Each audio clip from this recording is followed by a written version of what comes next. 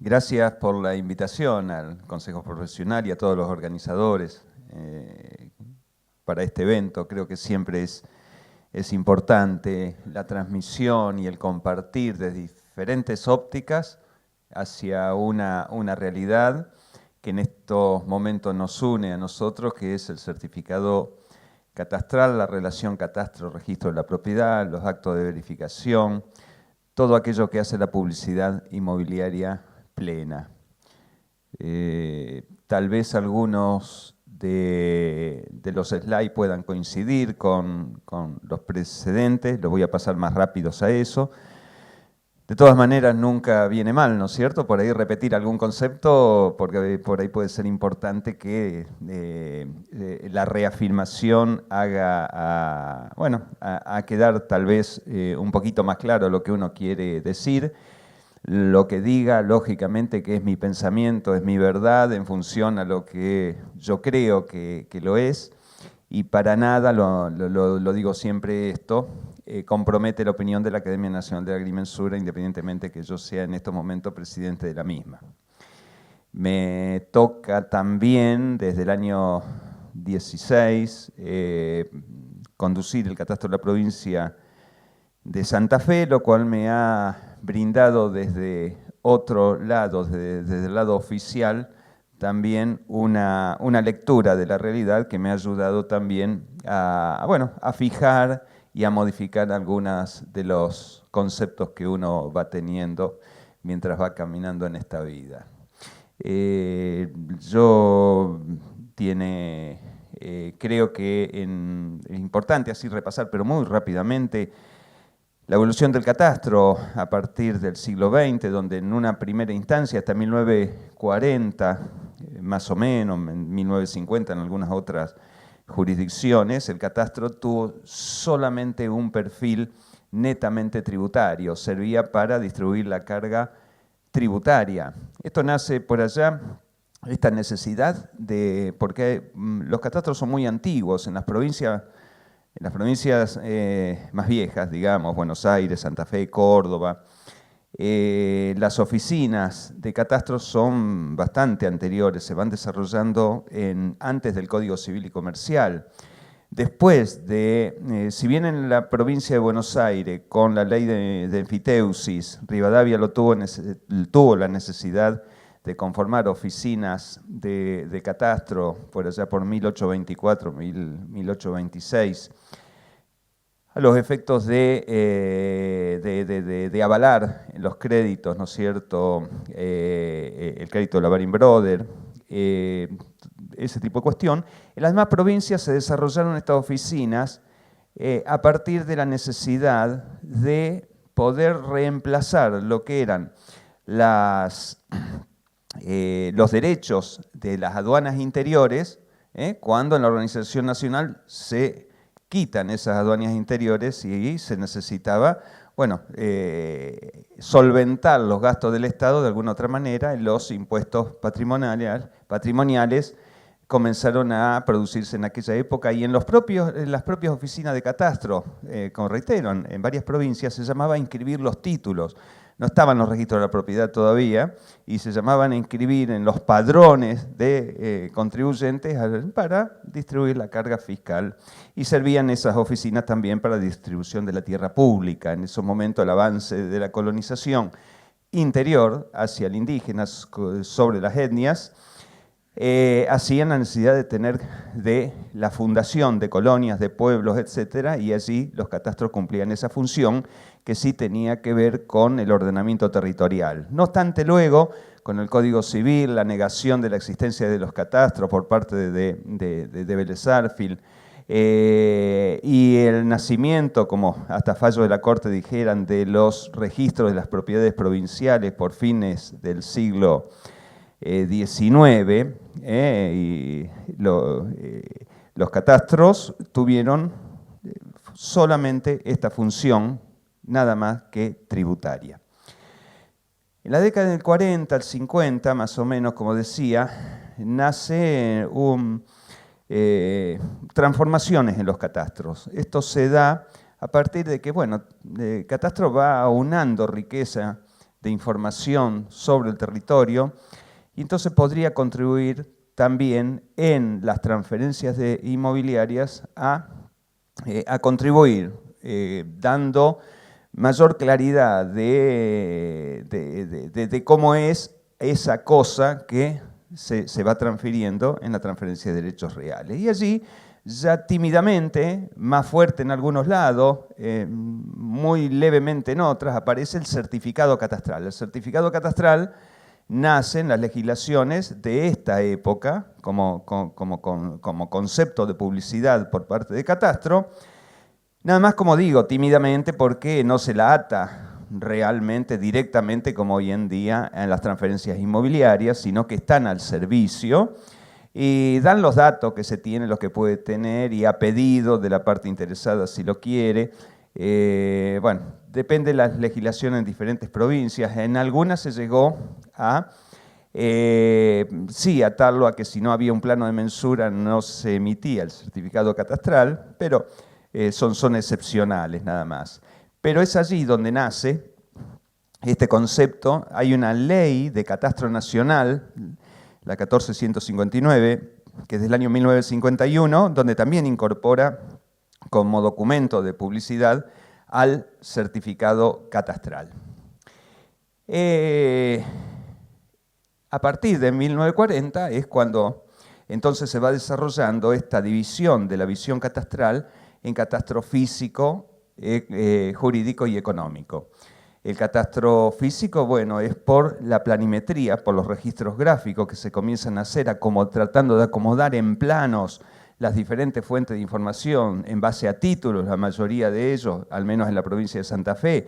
Provincia de Buenos Aires había sido mensurada casi todo el territorio por allá por la década del 30, del 20, no sé, en mucha mayor riqueza de planos, pero en otras, como el caso de Santa Fe, en base a títulos, donde uno cuando ve esos registros gráficos que se siguieron haciendo hasta la década del 80, ve las contradicciones de una misma línea, de un lado una medida, del otro lado otra medida. ¿No es cierto que la línea tiene una única medida, el límite, y sin embargo ve esas contradicciones? Justamente porque los títulos, como ya se dijo varias veces aquí, dan publicidad de cómo es el objeto, sin que esa publicidad sea exactamente la correcta. Puede no serlo, como también a veces puede llegar a serlo. Y la parte económica, bueno, el desarrollo mantuvo, lógicamente, y lo tiene hoy en día, esa faz de tributación que sirve para la distribución equitativa de la carga fiscal. A partir de la década del 80 ya se empieza a hablar del catastro multifinalitario, que es un catastro ya donde se dice, bueno, además de estas tres cuestiones, el catastro va tomando mayor riqueza de información, la cartografía cada vez va siendo más precisa, los sistemas de información geográfica ya se entran a manejar, los GIS, ¿no es cierto? Y entonces, bueno, hay un volumen que puede servir al ordenamiento espacial, al ordenamiento territorial. Entonces el catastro pasa a pensarse como una fuente de recurso, de depositario y recurso de información geográfica muy importante, especialmente para la acción del Estado y también la acción de los privados. Hoy en día estamos yendo por otro camino que justamente de la mano de la tecnología, y vino perfecta la charla que vimos aquí, donde al catastro ya se lo considera como ya no como un depositario de toda la información, pero sí como la base ordenadora de esa información. ¿Por qué base ordenadora? Porque catastro cumple las veces de policía de la georreferenciación, de la ubicación. Decimos el ordenamiento territorial cuando hablamos de ordenamiento territorial. El principio del ordenamiento territorial es saber dónde está cada cosa y en cada lugar. Un gran armario donde uno tiene que saber dónde ir a buscarlo en ese momento. Bueno, el catastro, justamente con su base parcelaria y la policía, reitero, en la georreferenciación, hace de que el lugar donde estén las cosas tenga una única explicación de dónde están, que son justamente los lugares georreferenciados. Ya algo vamos a hablar un poquito después referido a un elemento básico catastral que es la parcela y el tema de la georreferenciación. Pero bueno, vamos a encontrar, ¿no es cierto?, que el catastro hoy en día tiene esta consideración, tiene que ser la base fundamental de la infraestructura de datos espaciales. Las parcelas y los objetos del dominio público es la base donde la información tiene que caer exactamente para no producir confusiones en dónde está ese dato espacial el cual se quiere interceptar y analizar. El certificado catastral, como digo, nace allá, en la década del 1940. Esto ya se dijo aquí, se mantuvo en la modificación del Código Civil y Comercial, el título, no la escritura, sino el acto por el cual se voluntariamente se transfiere entre vivos un derecho real, pero que eso solo es consumado si se produce la tradición, no solo con la entrega de la llave, como decía, está bien, nos enseñaban, sino con podré entrar y adentro hacer los actos como verdadero dueño. Recién allí uno puede decir, tengo la transferencia consumada. Si no, solo tengo papeles o actos que no llegaron a eso. Esto ya se lo explicó claramente, esta relación donde tengo estos elementos, esta relación entre un sujeto y un objeto en forma directa, que es el derecho real, que no deja de ser, o que es, mejor dicho, no es, de acuerdo ya a la definición que nuestro Código Civil y Comercial lo da, como un poder sobre el objeto en forma directa, cuya relación esa de poder la establece la propia ley y no puede ser cambiada por pactos entre particulares y tampoco por una legislación de menor rango que el propio Código Civil y Comercial.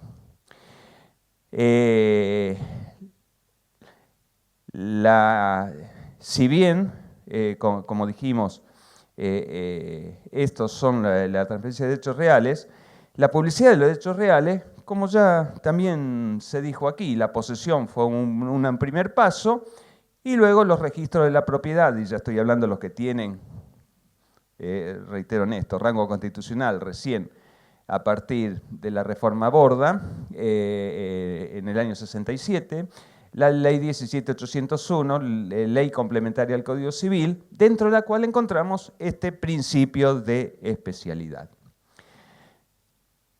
que sin dudas viene a ser perfectamente ordenado, como hoy bien explicaba, ¿no es cierto?, Soria, ese artículo 12, viene a ser bien especificado el principio de especialidad por la ley 26.209 en los aspectos que hacen a esto, ¿no?, de esa ley, porque es una ley que abarca más cosas, no solo las transferencias inmobiliarias.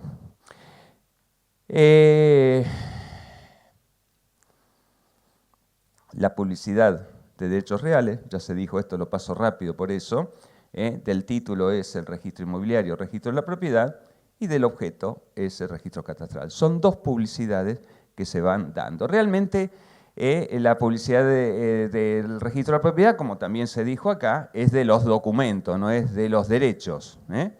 En el catastro también la representación la publicidad es de la representación de los objetos de los derechos reales.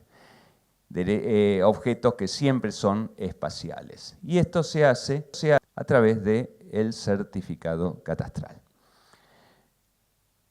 El artículo primero nos dice de la 26.209 que los catastros de las provincias y de la Ciudad Autónoma de Buenos Aires son los organismos administradores de los datos correspondientes a objetos territoriales y registros públicos de datos concernientes a objetos territoriales legales de derecho público y privado de su jurisdicción. Constituyen un componente fundamental en la infraestructura de datos espaciales del país, reafirmando todo lo que veníamos diciendo allí, y luego da una serie de finalidades del catastro. Si nos detenemos en esto, estamos hablando de unos conceptos que en principio impactaron un poco, digamos, en el campo jurídico, decir, ¿qué es esto? Objeto territorial legal, ¿cómo se entiende esto? Claro, ya en Europa esto era una terminología usada dentro de la Comunidad Económica Europea, especialmente los datos de objetos territoriales legales, pensando que los objetos de derecho privado están relacionados a los derechos reales, y allí se dan ejemplos. Ustedes saben que cuando esta ley, la 26.209, es una ley que no fue sacada así rápidamente en el Congreso, fue presentada por los senadores Gioja y Brizuela del Moral, uno perteneciente los dos a las bancadas mayoritarias del Congreso de la Nación. Entró en el Senado un proyecto de ley de pocos artículos, 19 artículos, la cual mereció 5 años de debate dentro del Congreso de la Nación. En esos 5 años de debate, primero dentro del Senado, lógicamente, y como también se dijo aquí, una corriente muy grande, la mayoritaria del Notariado Nacional, se opuso justamente porque pensó de que con esta ley se encarecía y se trababa el tráfico inmobiliario en el país. Se decía que era inconstitucional porque los catastros son locales y no tiene por qué la nación meterse con una legislación catastral. Había mucha oposición, sin embargo, había quienes lo apoyaban, desde ya el Consejo Federal de Catastro, la Federación Argentina de Agrimensores también, pero del Senado, cuando se llegó al recinto, es aprobado por unanimidad, o sea, por el 100% de los senadores. Pasa a la Cámara de Diputados y de nuevo hubo 2 años de debate en la Cámara de Diputados, donde ya también hasta la FIP participó dando sus opiniones referido a todo este proyecto, y algo que también se dijo, y lo vamos a repetir un poquito, que esto de la relación de estado parcelario con estado de ocupación, ya lo vamos a ver con claridad, a repetir, tratando de dar mayor claridad, fue lo que tal vez más dispuso a los legisladores a sacar esta ley. En la Cámara de Diputados, salvo en ese momento la diputada Carrió con no sé cuántos, 3, 4 diputados, 5 que la seguían, no porque estuviera en contra de la ley, sino porque no se incluía algo referido a las etnias, porque decía que acá no había nada contemplado en la ley de catastro referido a las etnias. Los demás miembros de la Cámara de Diputados consideraron que no era conducente en esta ley establecer legislación referido a las comunidades indígenas. Por eso votó en contra, pero salió con el 90 y pico %, pero con modificaciones de lo que había presentado el Senado. Vuelve al Senado, al 4º año ya estamos, y en el Senado dentro de ese año se la volvió a debatir, se aceptaron las modificaciones que presentó diputados, el Ejecutivo no la promulgó, sino que quedó promulgado de hecho por el transcurso de los días que ¿no es cierto?, que fija la Constitución para que una ley quede aprobada en enero del 2007. A partir del 2007, entonces tenemos la Ley Nacional 26.209, que como ley tiene la misma jerarquía que la 17.801. Es igual porque es complementaria al Código Civil. Luego, cuando se discute el Código Civil y Comercial, y dentro de las leyes que son derogadas, no está la 26.209, es ratificada, y como todas las leyes, que algunas eran complementarias, otras integradas, decían los textos, pasaron a ser todas complementarias del Código Civil y Comercial. Por lo cual, reitero esto, cuando se le analiza la 17.801, tiene que ponérsela a la par de la 26.209. No se la puede analizar solita, porque además tiene la misma jerarquía. Y algo más, si alguna lectura, cuando uno ve el artículo 12 de la 17.801, como explicaron acá, y lee el 11, 12 y 13 de la 26.209 y dice, bueno, pero acá hay alguna contradicción, porque acá me permite esto, sin esto. Ojo, cuando 2 leyes tienen la misma jerarquía, puede haber alguna contradicción o interpretación distinta, hay que ir por la ley posterior, porque la ley posterior tiene en ese sentido, por la fecha posterior, más fuerza que la ley anterior cuando no se la, si hay contradicciones en la interpretación. Bien. Este artículo 11 de la 26.209 nos dice que el estado parcelario se acreditará por certificados que expedirá el organismo catastral en la forma y condiciones que establezcan las legislaciones locales. Esto de legislaciones locales lo vamos a encontrar así, lo encontramos a lo largo de toda esta ley, porque muchísimos aspectos y hay un respeto, salvo estas cuestiones que son de legislación de fondo, que es la transferencia de derechos reales donde se mete e impone, los demás lo deja derivado todo a las legislaciones locales, a la reglamentación de legislaciones locales. Igual, muy similar a lo que hace el Código Civil y Comercial, donde a diferencia del Código de Vélez-Sarsfield, acá hay un respeto total, digamos, por las autonomías locales en el Código Civil y Comercial. Tiene el mismo sentido esta ley, digo, en el respeto de las legislaciones locales. Sigue diciendo el artículo 11 que para la expedición del certificado catastral en la oportunidad de realizarse cualquier acto de constitución, modificación o transmisión de derechos reales, se deberá asegurar que el estado parcelario esté determinado y o verificado y que no haya expirado el plazo de vigencia, refiriéndose a esto último de la verificación parcelaria. ¿Qué acredita entonces el certificado catastral? Bueno, está acreditando el estado parcelario del inmueble. Y acá repito un poquito lo que se venía diciendo, pero creo que no viene mal, señalando algunas cuestiones. El cuarto nos dice que a los efectos de esta ley denomínase parcela la representación de la cosa inmueble, de extensión territorial continua, deslindada por una poligonal de límite, correspondiente a uno o más títulos jurídicos, o a una posesión ejercida, cuya existencia y elementos esenciales consten un documento cartográfico registrado en el organismo catastral.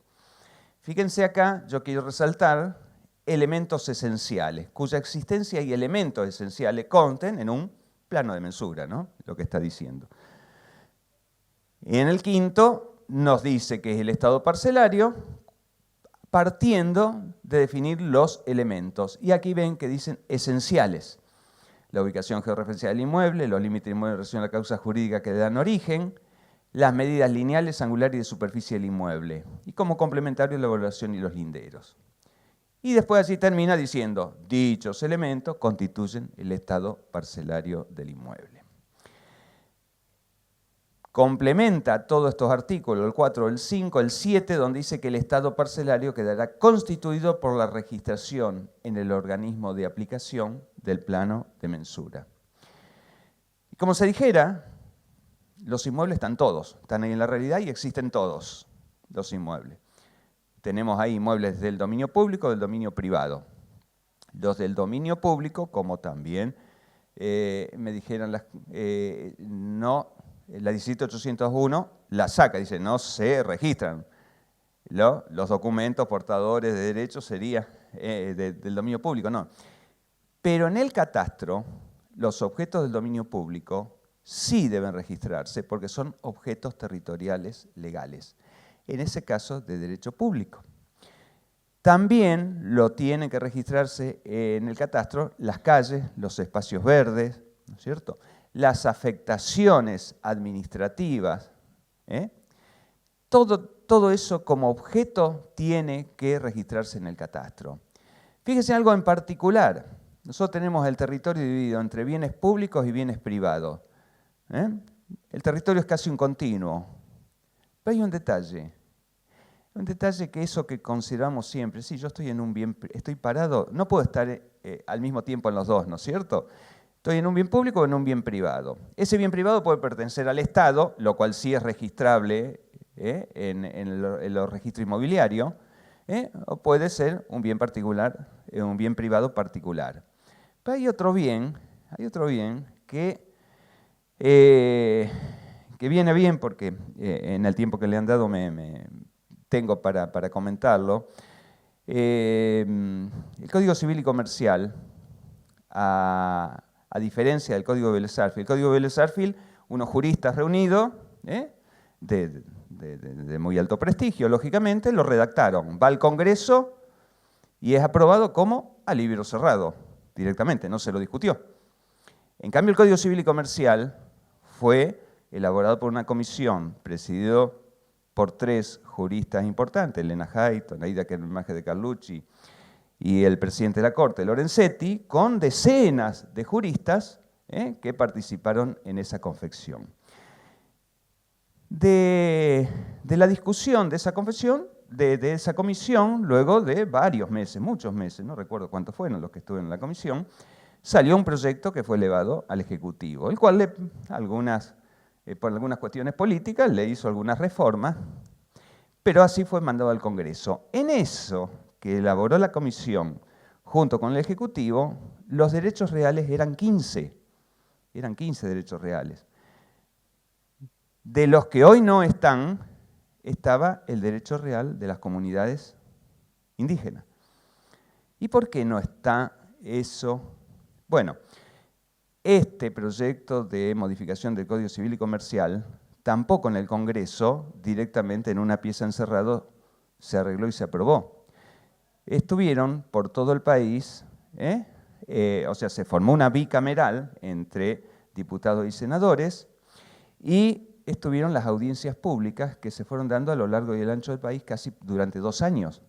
Yo estuve como representante del Colegio de Profesionales de la Agrimensura en ese momento dando mi opinión en esas audiencias públicas. Teníamos 10 minutos cada uno como para expresar qué es lo que podíamos opinar. Podía hacerlo cualquier particular inclusive, no solo una institución, sino se anotaban. Yo me acuerdo tenerlo desde las 8 de la mañana a las 18 que duró, al diputado Sanz, al diputado Rossi, escuchando así a todos, que era una jornada muy desgastadora, que se elevaba en internet y uno podía ver otras audiencias que se fueron dando en otros lugares. Yo lo hice y vi en Rosario, como en todos los lugares donde las agrupaciones que reúnen a las etnias, todas se negaron a que la relación de ellos con el territorio fuera un derecho real. Se negaban porque decían, nosotros ya tenemos, creo que el artículo 75 de la Constitución nos da una relación, ya nos reconoce como dueños originarios, no necesitamos ser tipificados como derechos reales. Y todas se negaron. Bueno, eso como algunas cosas más, fueron también sacadas y hoy los 15 derechos reales que mandó el Ejecutivo en el Congreso se transformaron en 14 derechos reales y quedó un artículo, ahí el 18 creo que es, en el cual dice de que una ley posterior lo va a regular cómo es esa relación. Por lo tanto, esa división del territorio que nosotros decimos, estoy en un bien público, estoy en un bien privado, puedo llegar a estar ni en un bien público ni en un bien privado, sino en una comunidad aborigen. Y atención, que tampoco está claro si eso, ni cómo se puede registrar eso en el registro de la propiedad. ¿Pero es un objeto territorial legal? Sí, porque hay una causa jurídica del límite de ese objeto territorial legal, que es a donde se le reconoce el territorio, donde tiene el derecho de esa relación la comunidad, y por lo tanto es un objeto territorial. Y en catastro sí, en catastro no solo las calles, los espacios verdes, todo lo que sea del dominio público, las playas, los ríos, tienen que estar determinados y registrados en el catastro, sino también el territorio que ocupa una comunidad aborigen. Esa es tamaña importancia, digo, tiene la tarea que tiene Catastro de tener toda esa publicidad a disposición de la nación. ¿Un inmueble tiene estado parcelario? Entonces sí, está representado en un plano de mensura. Primera cuestión. La segunda, que ese plano además esté registrado en el catastro. Pero además, que ese plano que esté registrado en el catastro tenga al menos los 3 elementos del estado parcelario, que es la ubicación georreferenciada, los límites en relación a la causa jurídica que lo originó y las medidas lineales, angulares y de superficie. Si ese inmueble tiene un plano registrado en el catastro, que al menos ese plano tenga estos elementos, ese inmueble decimos que tiene estado parcelario constituido. Cuando la ley nace en la provincia de Santa Fe, muchísimos, pero muchísimos inmuebles no tenían estado parcelario constituido porque no tenían plano. O algunos tenían plano registrado en el catastro, pero le faltaba un arranque, le faltaban los ángulos, le faltaba la superficie, le faltaba la medida, planos que lo mismo estaban inscritos, tampoco tienen estado parcelario constituido estos, y como vimos recién, catastro no puede emitir el certificado catastral si el inmueble no tiene estado parcelario constituido. La ubicación georreferenciada. La ubicación georreferenciada, la ubicación de las cosas puede ser relativa o absoluta. A ver, si nosotros acá nos ponemos de acuerdo en ubicar cosas, puede ser muy sencillo. Vamos a suponer que queremos ubicar los vasos que hay en este lugar. Si yo digo, bueno, ¿nos ponemos de acuerdo? Sí, vamos a ponernos de acuerdo cómo ubicar los vasos.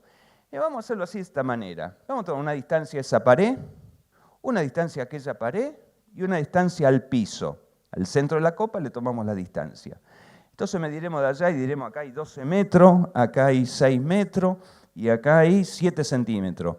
Esta copa que está aquí está a los 9 metros, a los 7 metros, a los 87 centímetros. Y cada una de estas copas yo la podría tener todas anotadas en un papel.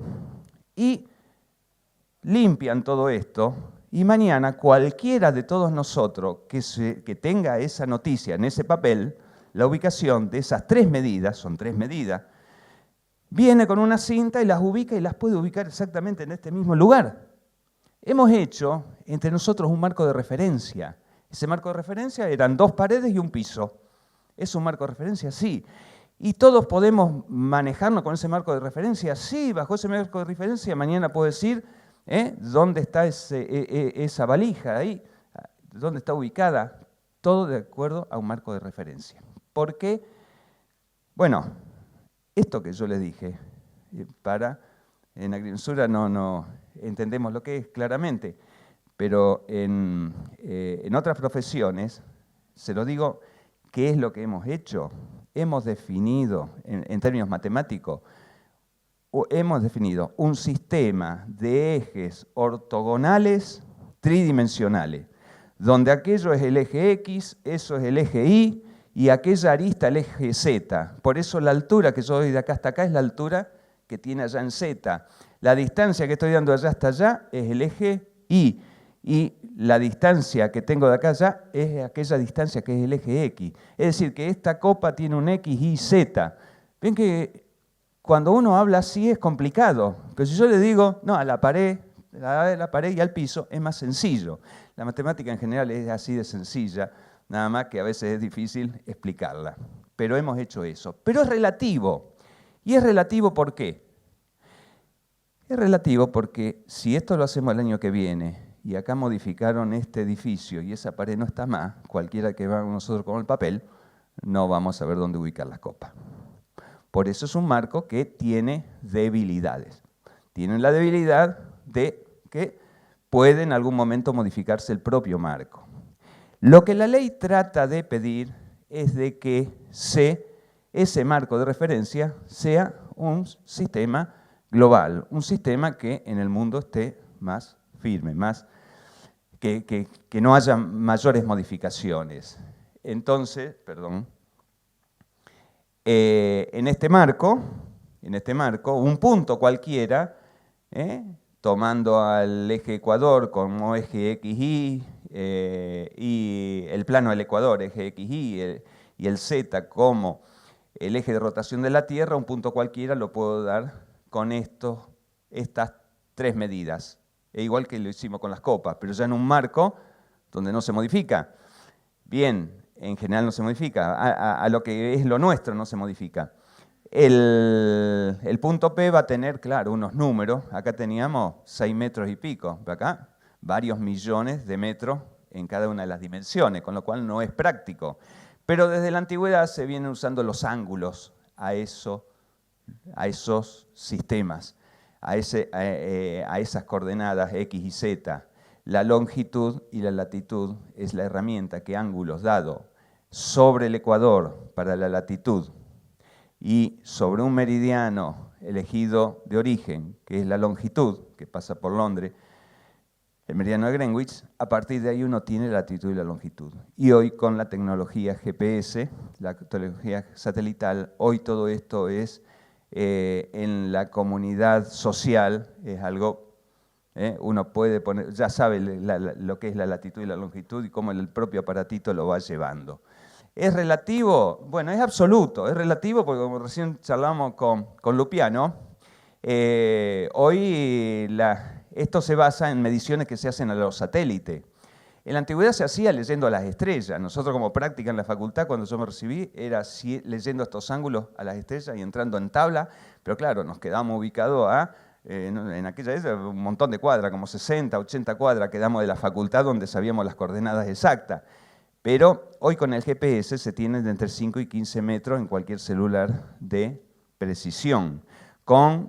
Yendo ya los agrimensores, trabajamos con métodos, digamos, diferenciales, con lo cual llegamos a 1 centímetro más o menos de precisión, con lo cual es perfectamente para esto. Pero es eso mientras los satélites estén funcionando. Si mañana cortan la señal nada más, no que se caigan los satélites, que corten la señal de radio, porque es una señal nada más, bueno, nos quedamos todos sin ubicarnos. Por lo tanto, tal vez deba convivir esto, que también a mi criterio es una ubicación georreferenciada, y va a seguirlo siendo, y conviene que sea, y hoy en las partes urbanas, lógicamente es muy complicado dar las precisiones estas geodésicas, es las distancias a la esquina, entonces este lote, la calle Unión, entre López y Salta, a los 30 metros de López hacia el oeste, y mide 10 por 20, como diría cualquier escribano en la redacción del título, es una ubicación georreferenciada también. Con esas imprecisiones, porque mañana el intendente de la calle López acá la agranda, y bueno, el agrimensor tiene que estudiar los antecedentes y la va a ubicar donde estaba seguramente y va a coincidir. Las medidas lineales y angulares de superficie. Bueno, yo en esto, la medida lineal ya saben todos, sí, 10 por 20, medidas lineales de un polígono. Los ángulos, se le ha prestado poca atención en el pasado, los ángulos. Entonces yo justamente para aquellos que no están en matemática, les doy un ejemplo para que vean la importancia que tienen los ángulos en la descripción de los inmuebles. Yo si tengo un lote de 20 por 40 que me dice el título, si los ángulos son de 90 grados y voy a comprar mosaico porque le quiero poner todo mosaico a ese lote, me voy a encontrar que el que me vende me va a decir llévese 800 metros cuadrados de mosaico y yo voy a colocarlo. Si mi lote es así, voy a entrar justo si no rompo ninguno. Pero si el lote sigue siendo de 20 por 40, pero los ángulos en lugar de 90 es de 45, 135, como está ahí dibujado, la superficie son 565, me van a sobrar 265 metros cuadrados de mosaico. ¿Por qué? Porque el título no me hablaba de los ángulos. Yo fui con el título y el vendedor me vendió suponiendo de que los ángulos eran rectos, pero la superficie es la máxima en un ángulo recto, después va disminuyendo cualquiera sea el ángulo, son diferentes. Hay una armonía en lo que dice acá, medidas lineales, angulares y de superficie, entre las tres hay una armonía total y es correcto que sean publicitadas las tres medidas en los documentos portadores, ¿no es cierto?, que traten de explicar cómo es el objeto inmobiliario. Y dejé para el último el B, porque creo que es el más importante de todo, porque el otro es todo matemática, es mediciones, compensaciones, son instrumentos. Esto sí es lo importante y lo que caracteriza la actividad del agrimensor, es determinar el límite. Porque esta es la tarea más importante que puede dar a la sociedad el agrimensor. ¿Qué es un límite? Bueno, veamos. Dice en relación a la causa jurídica que le dan origen. Y si estamos hablando de causa jurídica, estamos hablando de derecho. Y por eso, si estamos hablando de derecho, el límite es inmaterial, proviene del derecho. Luego puede ser materializado con un alambrado, un tapial, lo que fuera, pero en esencia, de nacimiento, es inmaterial, porque nos está diciendo que nace de la causa jurídica. Hay un principio elemental que todo, ya desde el primario conocemos, que es ¿dónde termina tu derecho? ¿Dónde empieza el derecho del otro? Es el conjunto matemático de todos los derechos. Si tomo un subconjunto de esos derechos, tiene la misma propiedad.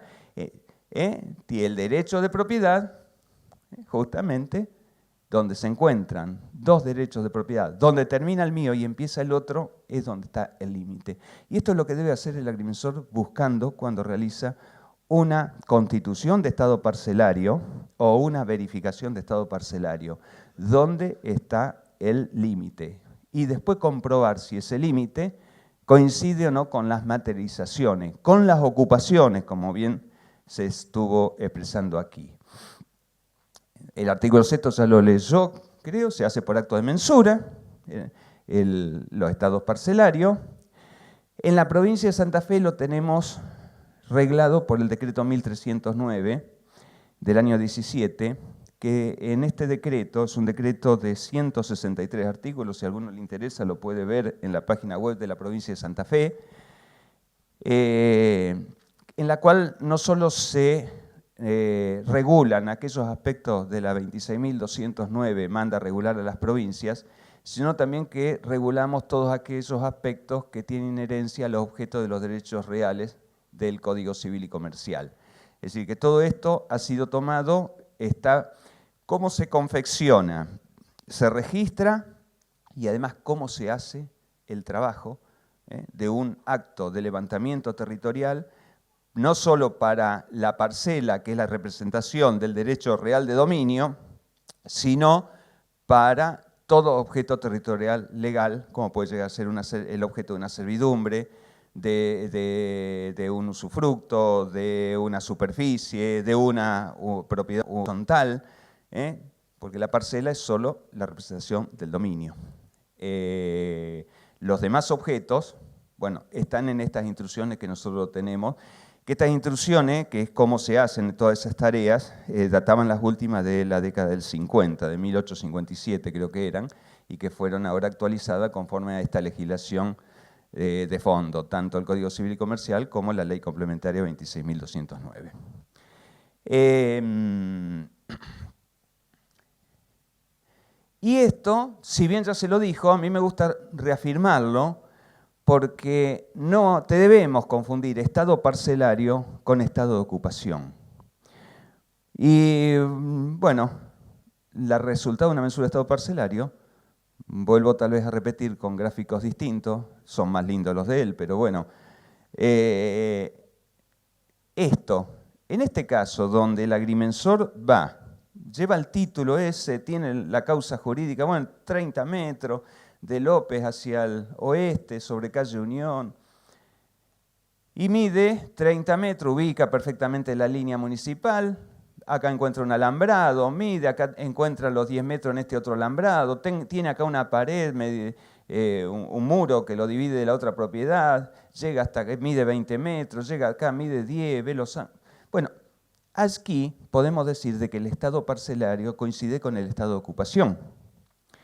Pero puede suceder, como también lo explicó claramente Soria, que se encuentre que en lugar de entre este alambrado y esta pared haya 9 metros. Entonces está faltando uno. Desde ya que acá el agrimensor, y esto lo dicen las instrucciones y en todos lados se hace lo mismo, no se queda con medir nada más esto y estudiar el título de esto. El agrimensor busca los antecedentes de toda la manzana, en general se trabaja así con toda la manzana, estudia los diferentes títulos que están sobre la línea municipal que va a medir generalmente, mide los arranques a las esquinas, ve cuando tiene diferencia, como en este caso, seguramente que hay que medir a cada uno de estos, a ver, estudiar y explicarse por qué a este le falta, porque a este le falta puede ser por dos situaciones. Una es porque aquí a alguien le sobra, o porque esto nunca fue de 10 por 20, sino que es de 9 por 20. Porque siempre fue y estaba mal publicitado como era el objeto. El objeto era de 9 por 20 y siempre se dijo, partió de un plano, de un título diciendo que era de 10 por 20 y luego... Bueno, el hecho es que acá en el estado de ocupación le falta 1 metro. Vamos a suponer que acá lo tiene un lindero, por lo tanto, Si acá algún lindero lo tiene, este metro que a este le falta, evidentemente que el estado parcelario no cambió, sigue siendo 10 por 20, y así se debe publicitar, estado parcelario 10 por 20. Y el estado de ocupación, no, hay una ocupación de 20 metros cuadrados en el lindero. Esto debe, sí, y esto es lo que yo les decía, les voy a contar qué es lo que fue la llave que empujó a los diputados, sobre todo que estaban más reacios, a la Ley Nacional de Catastro. Este ejemplo fue lo que determinó, decir, claro, el estado de ocupación es muy importante, es tan importante como lo que dice el título, como lo que está diciendo el estado parcelario, pero el estado de ocupación realmente importa.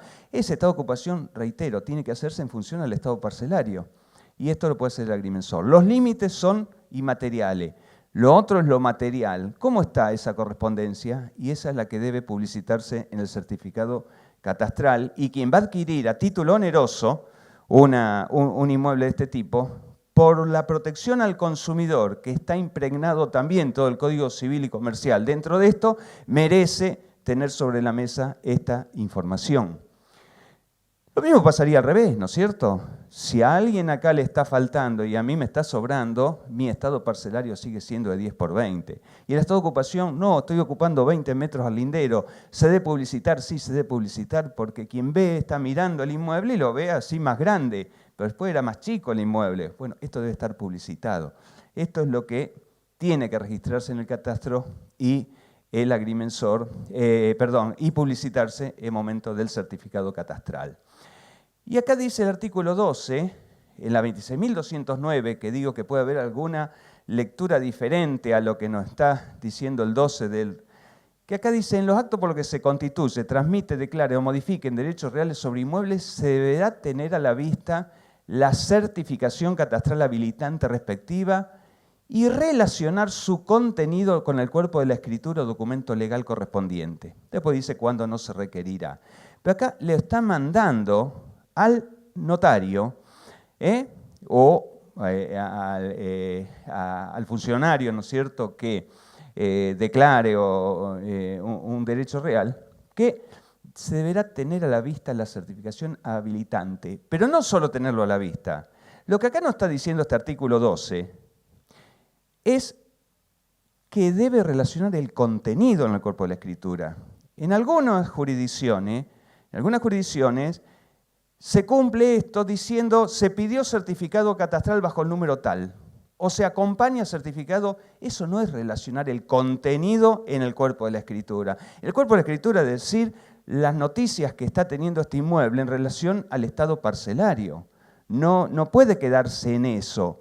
Por eso yo dudo de que se esté correctamente cumpliendo la función que tiene el registro de verificar el principio de legalidad de los documentos que van a inscribirse cuando no esté esto que dice el artículo 12 de una ley igual o de mayor jerarquía por esta contradicción que pudiera haber con la 17.801.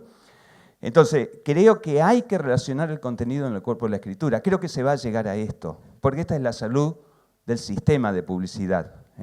Por más que haya resistencia por allí, sobre todo la costumbre es lo que más nos duele a todos a cambiar. Lo que estamos diciendo perfectamente, ahí viene el tren de la tecnología. Ese tren de la tecnología, o uno se sube de alguna manera, o pasó y pasa fatal, viene.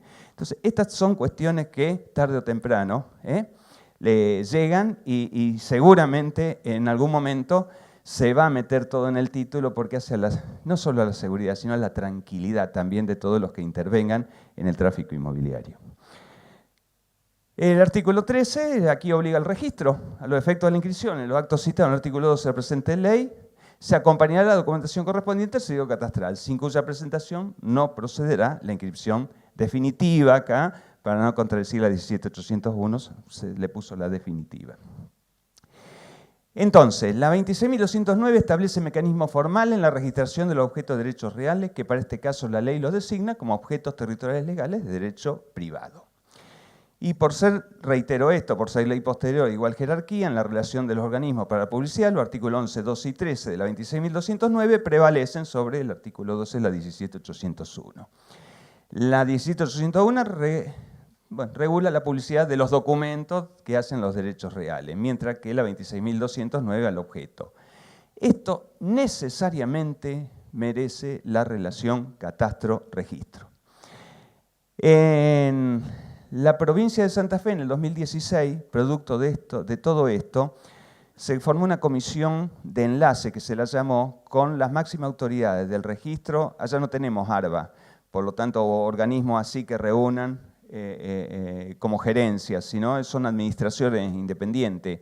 Alguna, como el registro de propiedad, depende de otro ministerio inclusive. Entonces, el director del registro, el director del API, que es el de impuestos, y el director de catastro, el administrador de catastro, formaron una comisión de enlace para tratar todos los temas inherentes a esto que es del inmueble, a los problemas particulares que tienen los profesionales en el tratamiento de cuestiones inmobiliarias. Y por eso se invitó a los colegios de escribanos, agrimensores, abogados, corredores inmobiliarios, rematadores. Bueno, hay un montón de instituciones que están participando y pequeñas cosas que son del trámite diario se han logrado ir subsanando. Y esto le dio mucha importancia a las entidades. En Salón Blanco, allá en la Casa de Gobierno, cuando se lanzó esta comisión de enlace, la quiso hacer el propio gobernador, y en ese acto de la gobernación hay una pequeña, de 2 minutos dura nada más, un video síntesis, a ver cómo andamos con el sonido, para tratar de explicar esto, ¿no? Bien, como resumen del certificado catastral, se extiende para cualquier acto de constitución, modificación o transmisión de derechos reales. Catastro solo puede emitirlo si el estado parcelario está constituido o verificado, la vigencia hubiese caducado. El escribano o funcionario interviniente debe relacionar el contenido en el cuerpo de la escritura y el registro no debe inscribir en forma definitiva documentos de mutación de derechos reales si no se cumple lo anterior. Pero con el andar del sistema, se hizo evidente ahí en Santa Fe la necesidad de contar con la rica información del certificado catastral mucho antes del momento en que se deba registrar el derecho real. Y ahí acá es donde intervienen otras profesiones, el corredor inmobiliario por un lado y el martillero público y el abogado por otro. Es decir, de que el certificado catastral solo lo puede pedir un escribano o un funcionario o el agrimensor, también lo faculta el decreto, para esos actos, ¿no es cierto?, para dárselo al escribano en esos actos. Pero es todo vía web allá en Santa Fe, pero esa rica información se tiene en el momento que se va a escriturar y se puede, y los problemas aparecen ahí. No tenía estado parcelario. No, pero esto ya caducó el tiempo de vigencia de la verificación, hay que verificar ese estado parcelario. Los problemas surgen en el momento ya cuando está todo hecho. Por eso es importante que asuma el corredor inmobiliario, el martillero público o el abogado, tengan en sí la misma información a los efectos de poder prevenir y que luego no haya problemas posteriores. Y de allí nació lo que nosotros hemos lanzado, que es el precertificado catastral. Este precertificado catastral también mereció un acto en gobernación y lo explica mejor el video de lo que lo puedo hacer yo, también un video muy cortito. Bueno, entonces lo que el precertificado fundamentalmente analiza cuando es pedido por un corredor inmobiliario, un martillero, un abogado, es si tiene estado parcelario vigente. Si lo tiene, ese precertificado va a tener la misma información que tiene el certificado catastral, incluyendo algo que ahí no se lo dijo, o más o menos, pero reafirmo. La descripción literal del inmueble no la hace el escribano, digamos, la que sale del plano de mensura, no tiene que leer e interpretar planos, así sea un loteo de 1000 lotes, cada uno de los 1000 lotes, esa descripción la tiene que hacer el agrimensor. Pero la hace llenando unos campos donde pone lados, ángulos y superficie, y el sistema comprueba si no tuvo un error el agrimensor, porque el ejemplo que dio Soria hoy de 10, 20, 12 y 100, si hubiese puesto así el agrimensor, le dice no cierra, con lo cual no puede ese lote ser cerrado en el sistema. Entonces ve los errores, lo coloca correctamente el agrimensor y ya el propio sistema le propone al agrimensor un lote de terreno ubicado en la ciudad a los tantos metros de tal, bueno, y tiene tal superficie. Eso lo tiene en el certificado catastral. El escribano lo puede tomar inclusive y copiar en el cuerpo de la escritura, porque nació del mismo agrimensor. No necesita el escribano leer e interpretar planos de mensura. Entonces, si tiene eso, tiene hasta la redacción para hacer un boleto de compraventa de ese lote en particular. Y si no, el precertificador le informa que debe regularizar la situación para evitar demoras en el registro del acto. Tiene que hacer constitución, no tiene que hacer verificación de estado parcelario. Como ventaja del sistema, del precertificado optimiza tiempo, se conoce perfectamente el objeto que se ofrece, si hay o no estado parcelario vigente, si existen posibles deudas de edificaciones no declaradas, surge de todo esto. El sistema, que recién ya hemos hablado, del sistema inmobiliario argentino, cuando hay un objeto territorial legal, el agrimensor determina los límites, realiza un documento cartográfico, lo inscribe en el catastro, del catastro a partir de ahí puede emitir el certificado catastral, certificado que el escribano o juez deben relacionar su contenido en el cuerpo del título formal para recién ser inscrito en el registro de la propiedad. Y este sistema de todas estas partes donde, como dice la conclusión del 19º Congreso de Derecho Registral, son partes públicas, partes privadas, 4 actores que de alguna manera están contribuyendo a la seguridad jurídica en el tráfico inmobiliario. Como conclusión final, y termino, el registro de la propiedad inmueble publicita los títulos de hechos reales y el registro catastral los objetos de esos títulos. Los objetos se representan por plano de mensura con las formalidades que dan las normas locales. Los objetos de derechos reales son espaciales, ya que la posesión se ejerce sobre la realidad y la realidad es tridimensional. Hay que mirarlo así a los objetos de los derechos reales, incluyendo el inmueble. Cuando tengo un lote no tengo solo el pastito donde estoy pisando, hacia arriba, hacia abajo, son volumétricos los espacios. Entender la geometría de los objetos territoriales legales ayuda a comprender el propio derecho real. El certificado catastral es el elemento básico en la publicidad de los objetos territoriales legales registrados en el catastro. Antes lo era el plano, ahora es el certificado catastral, de acuerdo a la ley. Hay que aceptar lo que es esto. Claro, el plano es la madre. No hay certificado si no hay plano. Pero el elemento de publicidad es el certificado. Es el que tiene que tener el registro, no el plano. Y si habilitado a ese documento que confirma, nosotros en Santa Fe lo tenemos, con firma digital, está subido a la web y da más fe que cualquier papel, así sea un plano certificado por catastro que el escribano le lleva al registro, tiene menor valor, menor valor de seguridad jurídica que si directamente el empleado del registro prende la pantalla, entra y ve el archivo digital, porque contra ese con firma digital hay que probar de que no es auténtico. En cambio en el papel, mientras que el escribano va del catastro con una firmita que dice esto es el documento, puede ser adulterado cuando llega al registro. Por lo tanto no sirve el papel cuando se tiene un documento de mayor seguridad jurídica como da el documento subido a la web con firma digital. El precertificado catastral anticipa la información y permite actuar anticipadamente en resolver problemas del objeto en las transferencias inmobiliarias.